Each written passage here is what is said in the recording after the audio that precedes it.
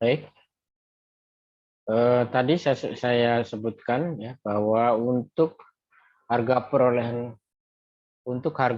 gedung jika diperoleh dari membangun sendiri harus ada harga kontrak dengan kontraktor ya. Lalu ada biaya arsitek atau perancangan atau desain.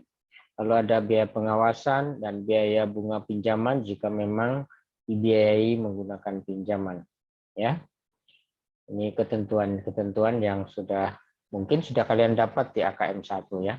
Tadi saya nanya dosen AKM 1-nya siapa? Sudah menerangkan mengenai ini atau belum?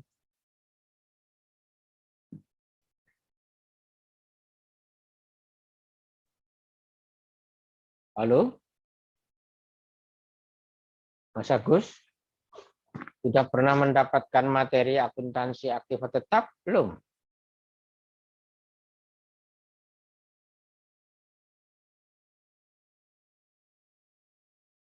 Ada yang mewakili?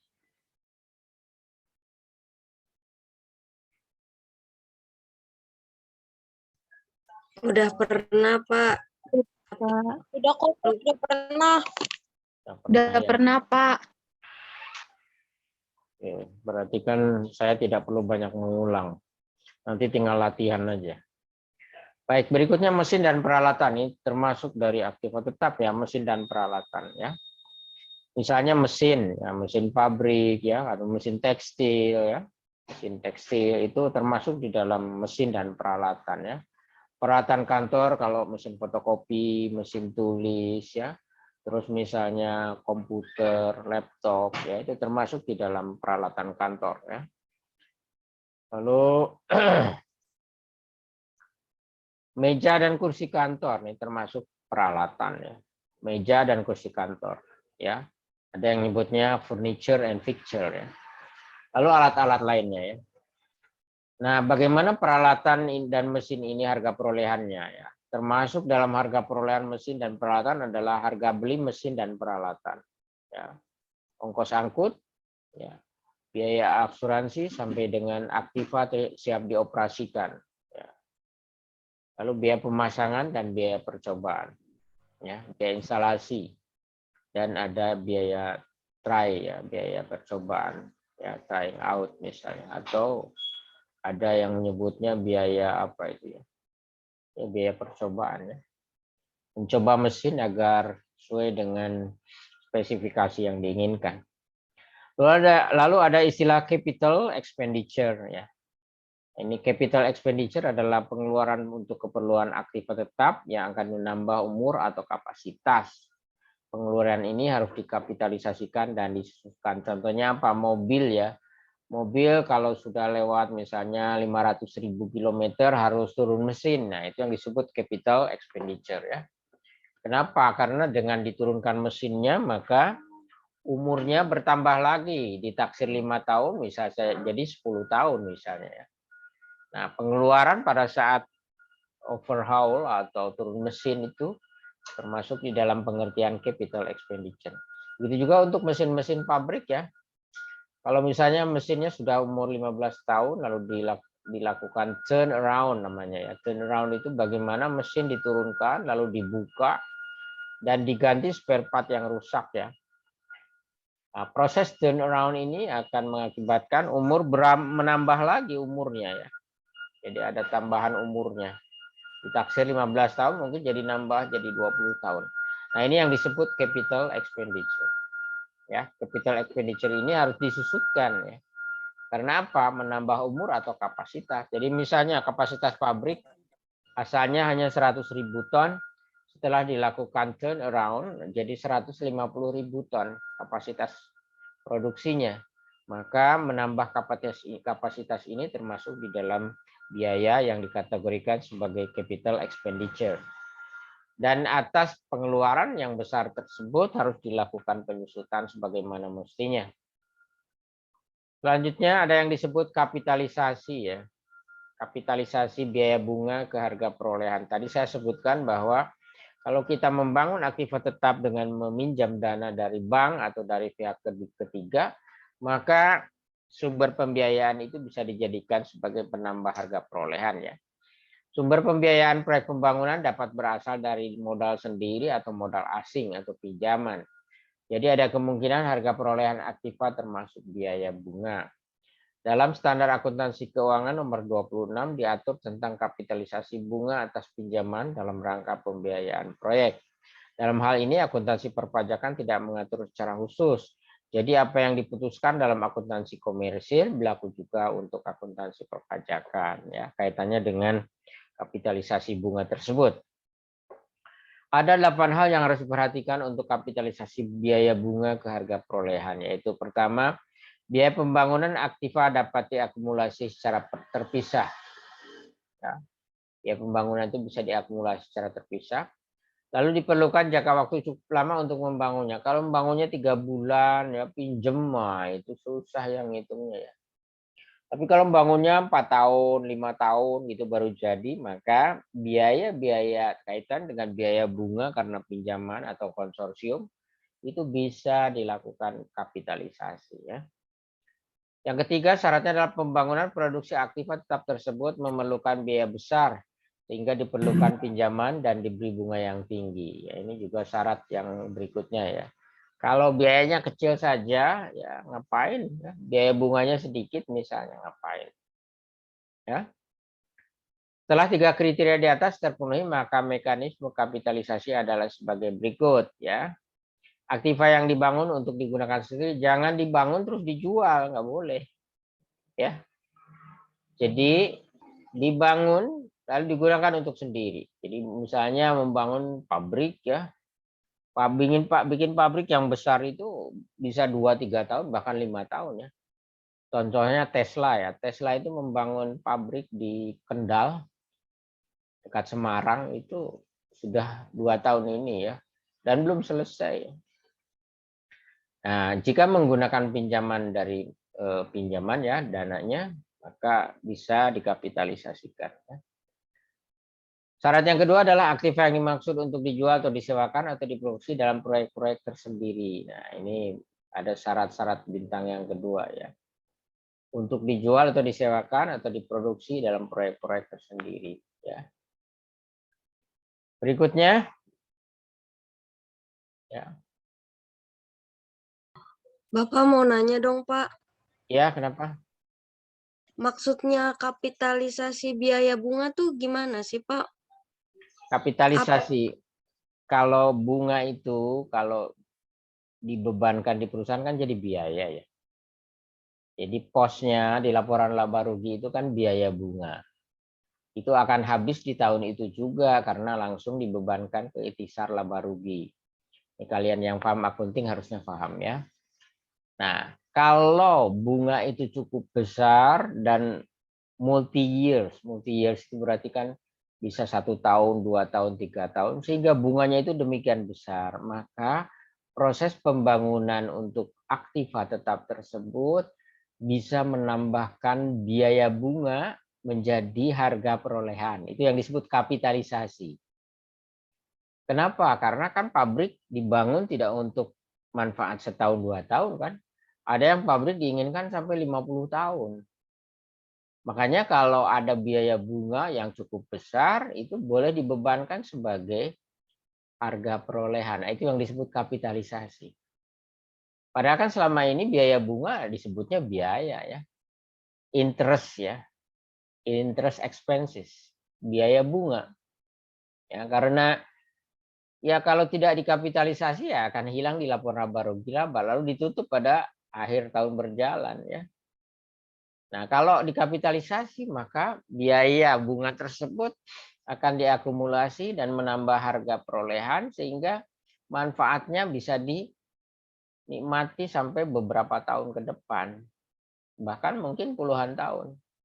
Sekarang Jokowi, ya, misalnya membangun jalan tol layang Jakarta Cikampek. Apakah itu akan terpakai hanya 1-2 tahun, 5 tahun? Bisa 50 tahun, ya. Dan manfaatnya jangka panjang memang. Nah, makanya kalau ada pinjaman dari Bank Dunia atau dari manapun, ya, kaitannya dengan pembangunan jalan tol layang tersebut, itu bisa dibebankan sebagai kapitalisasi atau harga perolehan atau harga pembangunan jalan tol tersebut. Bisa difahami ya?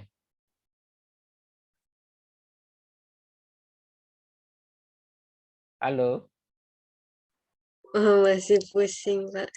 Oh, masih pusing. Bisa. Ya, kalau diakui sebagai beban bunga kan habis dalam tahun itu. Ya, misalnya ya, kalau tidak dikapitalisasi ya, misalnya contoh deh ya, jalan tol Jakarta Cikampek Layang misalnya membutuhkan biaya kurang lebih 64 triliun misalnya ya. Lalu misalnya separohnya dari pinjaman. Nggak tahu pinjaman dari siapa lah ya. Pinjaman 32 triliun misalnya dari pinjaman. Pinjaman nggak ada yang gratis kan, pasti ada bunganya kan. Nah, selisih antara pinjaman dengan yang dikembalikan oleh jalan tol tersebut itu kan termasuk bunga. Ya. Kalau bunga itu dibebankan pada tahun di mana dibangun saja, kan tidak adil. Karena bunga itu kan mengakibatkan jalan tol itu bisa jadi, bisa digunakan. Makanya karena bisa digunakan dalam jangka panjang, maka bunga ya. Bunga itu kan sebetulnya tambahan dari pinjaman kan. Jadi kalau pinjam 32 triliun, jangka waktu 10 tahun, misalnya ya, 32 triliun jangka waktu 10 tahun. 10 tahun tingkat bunga yang disepakatinya berapa? Kalau rata-rata 10% aja setahun, berarti kan 100% dalam 110 tahun. Pinjaman yang 32 triliun bisa jadi 64 triliun pada akhir tahun ke-10 kan. Biaya bunga kan demikian besar. Nah, kalau itu manfaat dari jalan itu lebih dari 10 tahun, bahkan 50 tahun, itu bisa dimasukkan sebagai harga pokok. Kalau diakui sebagai biaya kan habis di tahun-tahun, udah selesai misalnya, sudah habis. Berarti kan tidak adil dong. Masa untuk membangun suatu aktiva yang umurnya panjang, biaya bunganya juga besar, ya, kok tidak dialokasikan ke tahun di mana jalan tersebut dimanfaatkan. Itu loh. Kan prinsip akuntansi begitu. Selama biaya itu bisa diakui dan bisa multi years pemanfaatannya, maka biaya tersebut bisa dialokasikan. Sama dengan harga beli sebetulnya kan. Kalau kalian beli mobil 100 juta, umurnya 5 tahun, kan bisa dialokasikan 100 juta dibagi 5, 20 juta. Alokasi itu adalah bentuk dari switching harga beli terhadap manfaat kan. Ini juga sama, bikin jalan tol 50 tahun. Ya kalau kita kena beban bunga 32 triliun sebagai pinjaman 10 tahun, ya kalau tidak dialokasikan ke umur di mana jalan tersebut dimanfaatkan kan tidak adil secara ekonomi. Dan juga membebani laporan laba rugi. Bayangkan jalan tol itu akan rugi bertahun-tahun. Kenapa? Karena harus mendapat beban demikian tinggi karena ada beban bunga. Nah, untuk itu harus dialokasikan ke tahun di mana jalan tersebut dimanfaatkan. Masih belum mengerti? Jadi jurnalnya itu nanti berubah saat jalan itu udah bisa dilalui gitu, Pak. Jadi beban bunganya nanti nama akunnya Jadi berubah jadi harga nambah. perolehan gitu, Pak. Iya, jadi nambah. Misalnya ya, saya contohkan ya. Tadi RAB bangun jalan tol itu 64 miliar, 64 triliun, misal ya. Lalu 32 triliun nggak ada dananya, diambil dari pinjaman. Berarti kan 64 ya, 32 dari sendiri, 32 dari pinjaman. Otomatis yang pinjaman itu nambah bunga dong. Nggak mungkin orang minjamkan uang tanpa bunga. Ya kan? Nah, misalnya dari 32, karena 10 tahun dia minta 100%, 10 kali 10 tahun kan? Bunga per tahun 10%. Berarti kan dari 32 miliar jadi 64 miliar lagi nih. Makanya harga perolehannya 64 plus 32 dari modal sendiri. Jadinya 64 ditambah 32, 96 triliun. Itu harga perolehan dari jalan itu. Lalu dibagi dengan umur ya yang diperkirakan akan terpakai ke depannya itu berapa puluh tahun. Nah, itu yang disebut kapitalisasi. Biaya bunga dianggap sebagai harga perolehan. Paham ya? Halo, Farida. Iya Pak, lumayan lah sedikit. Ya, kalian berarti di akuntansi keuangan menengahnya juga belum begitu paham bahwa penyusutan itu apa sih? Coba, ada yang bisa jawab apa itu penyusutan atau depresiasi? Pengurangan nilai manfaat, Pak. Pengurangan nilai, Pak. Pengurangan nilai manfaat. Bukan pengurangan sebetulnya. Alokasi harga beli ke masa manfaat. Iya kan? Kalau kalian beli mobil seharga 100 juta, umurnya 5 tahun. Ya memang ngitungnya sih dikurangi. Harga perolehannya dikurangi, itu sebetulnya alokasi. Alokasi ke tahun pertama 20 juta, tahun kedua 20 juta, tahun ketiga 20 juta, tahun keempat 20 juta, tahun kelima 20 juta. Alokasi kan sebetulnya. Bukan pengurangan pengertiannya, tapi alokasi supaya apa? Supaya kalau dibebankan sekaligus, beli 100 juta dibebankan 100 juta kan enggak adil loh, manfaatnya kepakai 5 tahun kok. Itu loh pengertian penyusutan itu ya. Jadi tolong dikoreksi ini. Memang cara ngitungnya mengurangi nilai, tetapi itu sebetulnya alokasi kemana harga perolehan atau harga pembelian itu dimanfaatkan di masa yang akan datang. Ya, jadi bukan pengurangan ya pengertiannya, tapi ngitungnya memang dikurangi. Kenapa? Karena harga perolehannya akan berkurang secara terstruktur ya, menggunakan metode apa ya. Itu strukturnya. Lalu akan terakumulasi di dalam akumulasi penyusutannya. Kalau kita menjurnalkan debitnya beban penyusutan atau biaya penyusutan, kreditnya akumulasi penyusutan. Maksudnya apa ada akumulasi penyusutan? Untuk mengetahui nilai bukunya. Nilai buku adalah harga perolehan dikurangi akumulasi penyusutan sampai dengan tahun keberapa. Ya, ini saya hanya mengingatkan lagi, ini harusnya sudah diterangkan oleh dosen akuntansi keuangan menengah 1. Ya.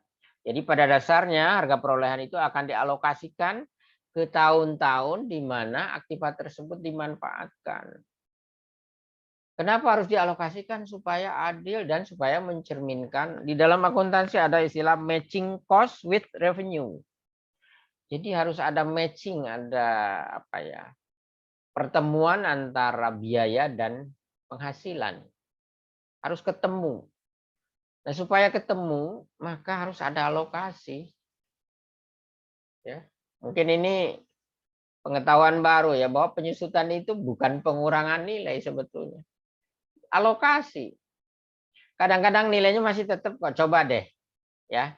Karena apa? Karena ada time value of money. Tahu ya. Misalnya kalian beli mobil tahun 2020 ya. Harga belinya 200 juta. Ditaksir umurnya 5 tahun. Misal ya. Berarti harusnya tahun kelima kalian nilainya kan habis 0 tuh. Dengan catatan tidak ada nilai residu misalnya. Tahun kelima 0. Ya. Kalian nyebutnya tahun kelima ya 0. Mobil seharga 200 juta tahun kelima 0. Tapi bisa saja tahun kelima itu nilainya masih 180 juta. Bahkan kalau harga mobilnya naik terus bisa jadi beli 200 juta jualnya 200 juta juga setelah 5 tahun dipakai. Ya. Nah, ini salah satu namanya juga taksirannya. Tapi bisa juga beli mobil baru 2 bulan kecelakaan rusak, ya langsung habis. Karena umurnya hanya kurang dari 1 tahun, maka alokasinya juga langsung dibebankan sekaligus ya. Ya kan tidak bisa Pak, walaupun ini kecelakaan terus mobilnya hancur tetap diakuinya 5 tahun, nggak bisa sesuai dengan masa manfaatnya. Kalau masa manfaatnya hanya 3 bulan, mobilnya hancur ya sudah berarti dibebankan sebagai biaya semuanya. Oke, teman-teman paham ya? Jadi sekali lagi, alokasi harga perolehan atau harga pembelian ke masa manfaat itu disebutnya depresiasi. Ya. Nilainya mungkin bisa tidak berkurang bahkan ya. Mungkin kalian bahkan untuk rumah itu bisa bertambah. Benar nggak? Coba deh orang tua kalian yang tahun 70 membeli rumah seharga 2 juta. Tahun 70 beli rumah di Bekasi harganya 2 juta. Mungkin sekarang nilainya sudah 2 miliar. Apa itu penurunan nilai? Makanya tadi saya betulkan, jangan diartikan sebagai penurunan nilai. Kenapa? Karena pertama ada time value of money. Ya. Jadi uang itu berubah, ya, nilainya itu seiring dengan waktu lah, time value of money. Nah, contoh kan, orang tua kalian yang beli rumah di Bekasi 2 juta tahun 70, sekarang mungkin harganya sudah 2 miliar. Apa itu penurunan nilai? Kan enggak. Jadi, tapi kan harus tetap disusutkan, karena itu metode akuntansi. Dan metode akuntansi itu kan sifatnya hanya taksiran. Taksiran itu kan bisa benar, bisa enggak. Ya ditaksir 20 tahun kena gempa, terus gedungnya ambruk kan. Baru 3 tahun dipakai, sudah ambruk kan harus dibebankan semua.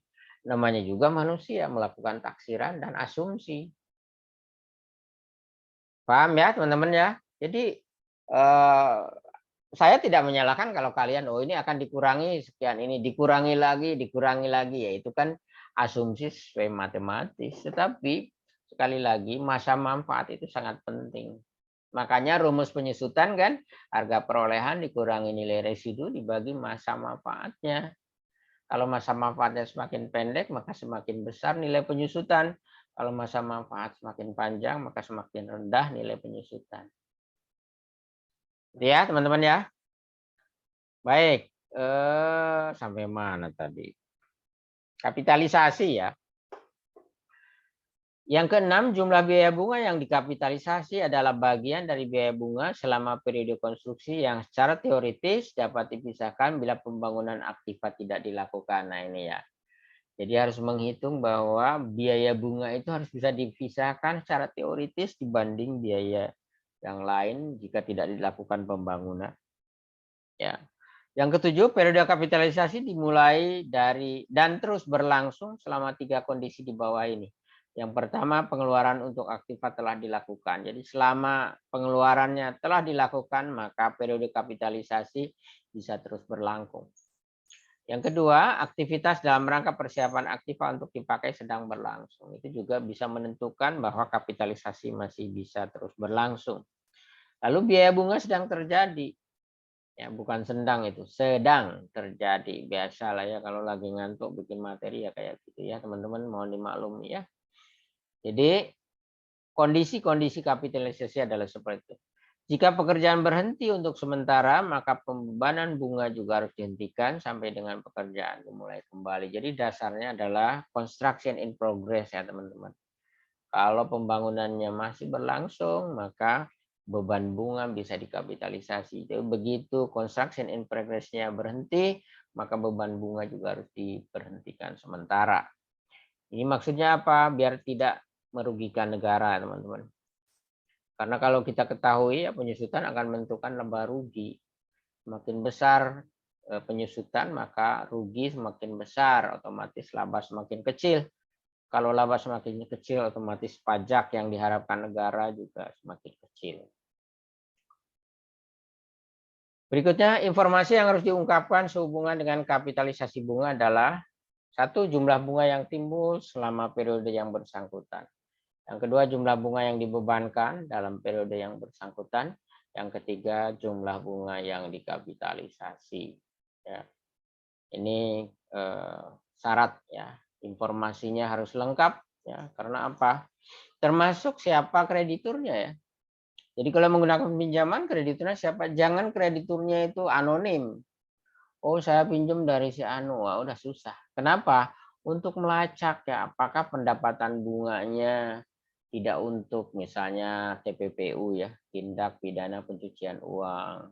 Kan sekarang banyak orang yang korupsi terus akhirnya dipinjamkan supaya muter di tempat lain. Nah ini ya, sehingga yang namanya modal asing di dalam pembangunan apapun harus tercatat siapa krediturnya. Jangan sampai krediturnya anonim. Ya, dan ini adalah bentuk korupsi ya kalau anonim, tidak menjelaskan siapa yang memberi pinjaman. Kenapa? Negara tidak bisa menelusur ulang apakah uangnya ini dari hal yang positif atau yang negatif ya. Nah, itu ada pertanyaan sampai bagaimana kalau aktiva dibangun dengan cara pinjaman, syaratnya seperti itu.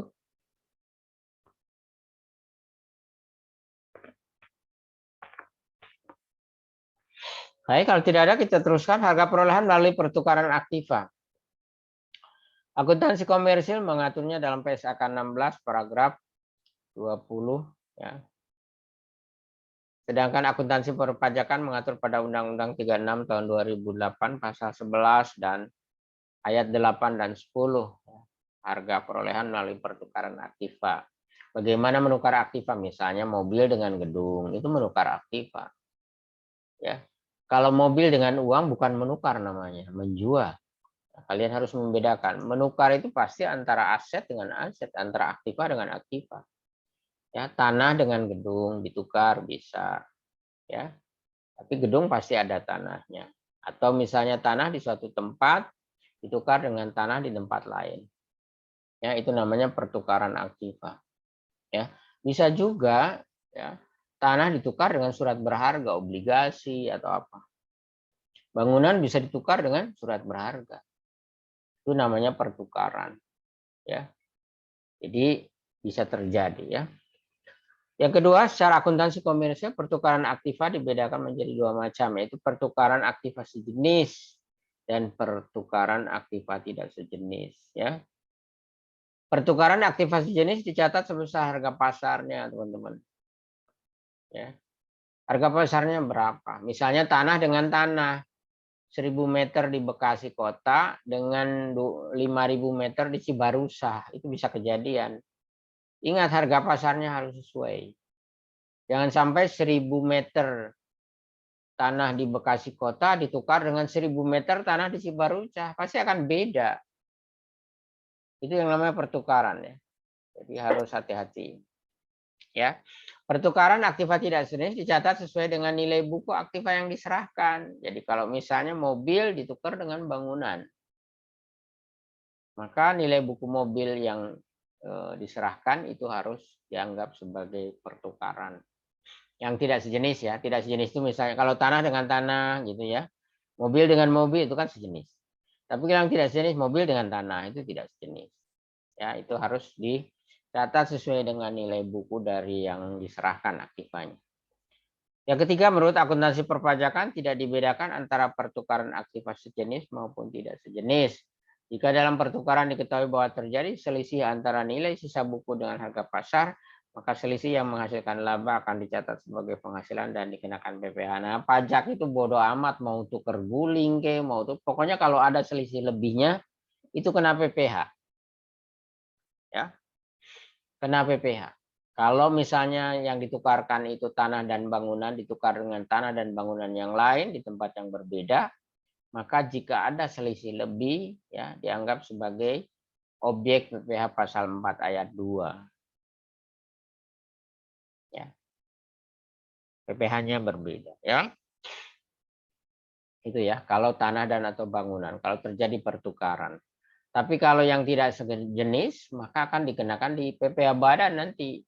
Kalau terjadi selisih lebih. Ya, kalau selisih kurang atau rugi, ya berarti rugi pertukaran aktif tetap akan menjadi pengurang harga sebagai pengurang penghasilan bruto. Ya, kalian masih ingat-ingat ada yang disebut dengan deductible expense, ada non deductible expense. Ya. Lalu yang keempat, khusus untuk keperluan antar pihak, Waalaikumsalam, yang mempunyai hubungan istimewa, maka Fiskus akan melakukan penelitian lebih lanjut. Ya. Jadi kalau ada hubungan istimewa tadi ya, misalnya induk perusahaan menukar suatu aset dengan anak perusahaan, asetnya sejenis.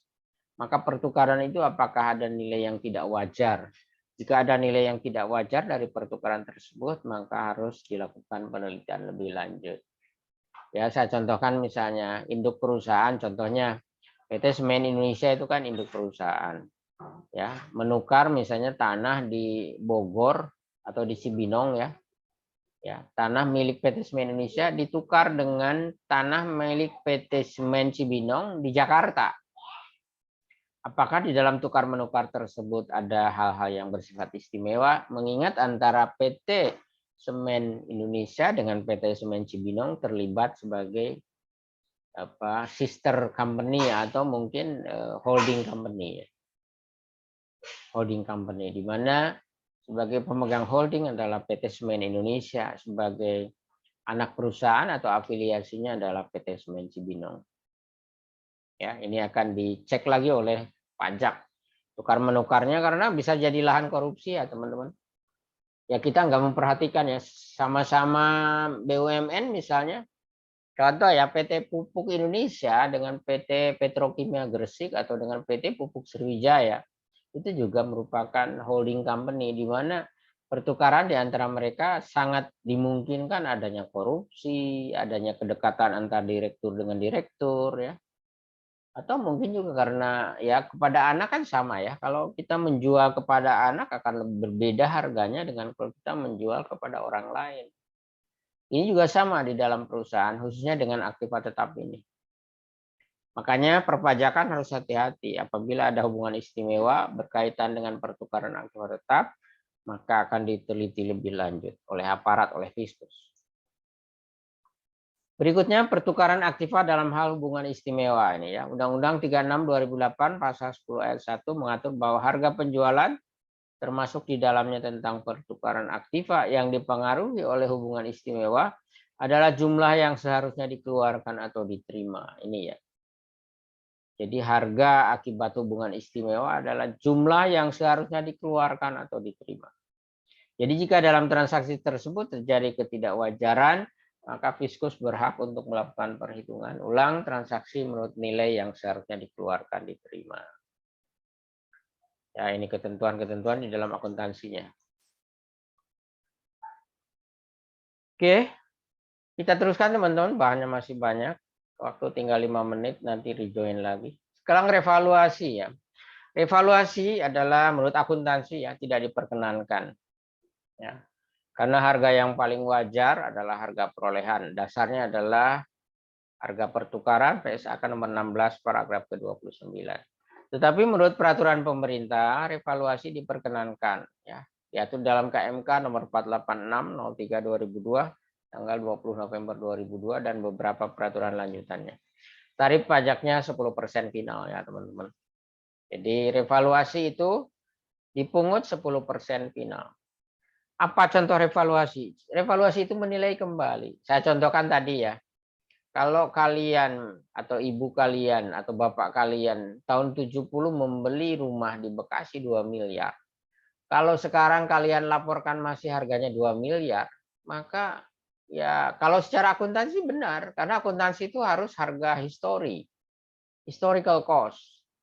Jadi kalau dulu belinya 2 juta ya dicatat 2 juta seumur-umur. Sampai kapanpun dicatatnya 2 juta. Ya.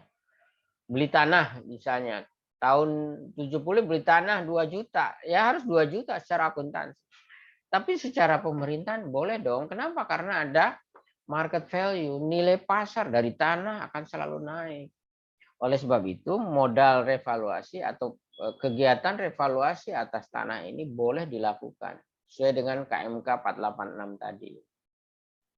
Revaluasi diperkenankan dalam perpajakan jika terjadi ketidakserasian harga karena kebijakan di bidang moneter. Juga karena kebijakan bidang moneter. Boleh dilakukan revaluasi. Ya. Misalnya karena tingkat suku bunga dan sebagainya. Time value of money ya, itu juga mempengaruhi dari nilai pasar. Ya. Selisih yang terjadi dibukukan dalam rekening modal. Modal rekening modalnya selisih penilaian kembali aktiva tetap. Ya. Selisih penilaian kembali aktiva tetap. Revaluasi hanya diperbolehkan untuk pihak yang menyelenggarakan pembukuan. Nah, kalau orang pribadi revaluasi itu nggak boleh. Ya. Jadi misalnya perusahaan sesuai dengan pasal 28 Undang-Undang Nomor 6 tahun 84 tentang pembukuan. Bagi perusahaan atau pihak yang menyelenggarakan pembukuan boleh melakukan revaluasi. Kalau orang pribadi nggak boleh. Orang pribadi itu saatnya saat direalisasi saja. Tapi kalau untuk perusahaan boleh melakukan revaluasi jika melakukan pembukuan. Supaya apa? Supaya harga perolehannya ketahuan, penyusutannya ketahuan, sudah disusutnya berapa. Supaya apa? Modal revaluasinya jelas. Kalau tidak ada pembukuan gimana menentukan selisih lebihnya? Pak saya beli dulu 2 juta tanah ini, sekarang nilainya sudah 2 miliar. Dasarnya apa? Karena tidak ada pembukuannya. Ya. Tapi kalau ada pembukaan kan ketahuan. Oh benar dulu belinya 2 juta, sekarang nilainya sudah 2 miliar. Berarti selisihnya berapa? 1.998 juta. Ya, dan itu menjadi modal revaluasi yang kena pajak 10%. Ya. Berikutnya, harta tidak berwujud tidak diperkenankan untuk melakukan revaluasi karena harta tidak berwujud tidak dapat diperbandingkan dengan harta tidak berwujud sejenis di tempat lain. Harta tidak berwujud spesifik untuk item tersebut saja. Jadi harta tidak berwujud contohnya apa? Lisensi, ya, paten, franchise, ya, hak intelektual, ya itu adalah harta-harta tidak berwujud. Ya, merek dagang, trademark, brand itu harta tidak berwujud yang tidak bisa direvaluasi. Kenapa? Karena akan berbeda nilainya jika lokusnya berbeda. Ya. Baik, kita teruskan dengan penilaian kembali revaluasi. Revaluasi aktif tetap adalah pilihan kembali aset tetap berupa penyesuaian nilai sesuai dengan harga wajar saat ini. Aset yang telah direvaluasi menurut ketentuan Undang-Undang PPh tidak boleh dijual selama 5 tahun sejak revaluasi.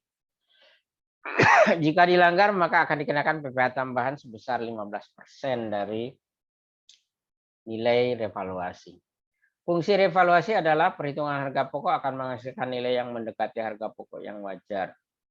Yang kedua, meningkatkan struktur modal sendiri, artinya perbandingan antara pinjaman atau debt dengan ekuitas atau modal sendiri, atau rasio hutang terhadap ekuitas atau DER, debt to equity ratio. Ya. Yang ketiga, pembayaran PPh 10%